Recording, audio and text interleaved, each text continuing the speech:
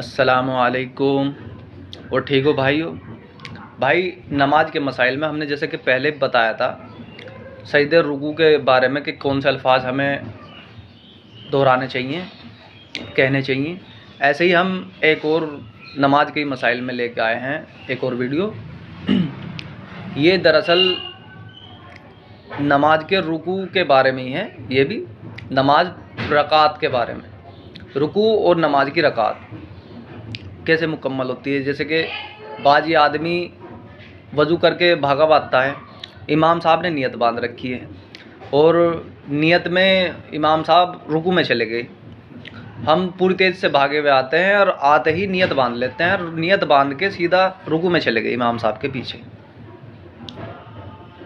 اب ہم جو تھے امام صاحب کے پیچھے وہ رکوع میں چلے گئے، آ کے ہم سیدھا امام صاحب کے ساتھ ہم نے پوری 4 رکعت نماز پوری کر لی۔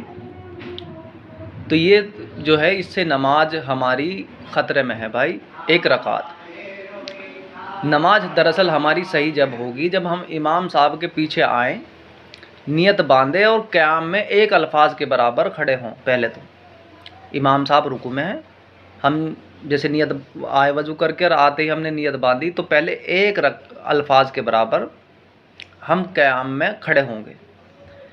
پھر جب امام صاحب کے پیچھے 1 ہی الفاظ کے برابر، حالانکہ اگر امام صاحب کھڑے ہونے کو تیار ہیں، ہم 1 الفاظ کے برابر رکوع میں ہم نے الفاظ کہا سبحان ربی العظیم 1 دفعہ کہا اور 3 دفعہ نہ کہہ سکے، تو جب بھی ہماری پوری رکعت ہو جائے گی وہ امام صاحب کے پیچھے 1 الفاظ کے برابر قیام میں کھڑا ہونا ہے، 1 الفاظ کے برابر ہمیں اگر اس میں رکوع میں ملا تو ہماری رکعت وہ پوری ہو جائے گی۔ دوسری بات یہ ہے کہ بھائی اگر ہم نے یہ الفاظ نہ کہا، امام صاحب کھڑے ہو گئے اور ہم رکوع میں گئے اور ہم رکوع میں امام صاحب نے سمیع اللہ لمن حمیدہ کہا اور ہم سبحان ربی العظیم جب کہہ رہے ہیں تو جب بھی ہماری رکعت نہیں ہوگی کیونکہ امام صاحب کھڑے ہو چکے ہیں۔ تو اس بات کو غور سے بھائی سب سنیں اور دوسروں تک یہ بات بھی بتائیں تاکہ نماز تو ہماری درست ہو جائے۔